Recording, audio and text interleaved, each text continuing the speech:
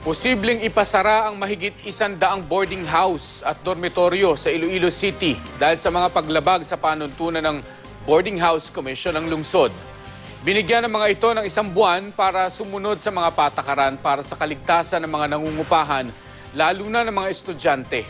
Makibalita tayo kay Nenita Hobilla ng GMA Iloilo. Bago pa ang pagbubukas ng klase ngayong araw, natapos na ng Boarding House Commission ng Iloilo City Government ang pag-iinspeksyon sa mga boarding house at dormitoryo sa lungsod. Mahigit 1,000 paupahan ang sinuri ng mga otoridad para ma-check ang kaligtasan ng mga nangungupahan sa mga ito. Tiningnan kung ligtas sa sunog at lindol ang mga paupahan. Ayon kay Ben Palma Jr. na chairman ng Boarding House Commission, 181 boarding house at dormitoryo sa La Paz District pa lang ang nakitaan ng mga paglabag tulad ng kakulangan sa mga permit at karamihan ay walang fire exits.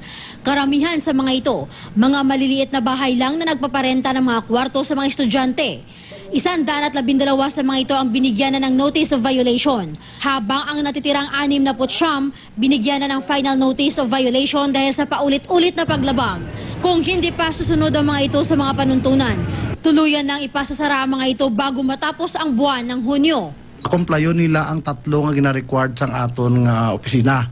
Ini ang mayor's permit, sanitary permit, kag fire safety inspection certificate.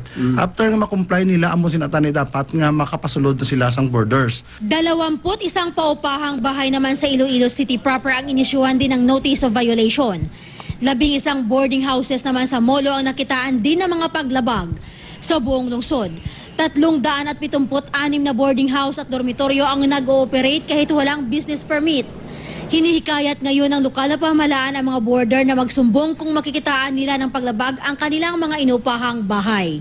Kung ara na sila sa isa ka boarding house, kag nakita nila ang isa ka boarding house nga daw hindi kapasar, daw hindi sila komportable sa ilang mga boarding houses, pwede sila ka-report diri sa aton opisina, diri sa City Hall, sa Boarding House Commission, agod nga ma-check naton ina.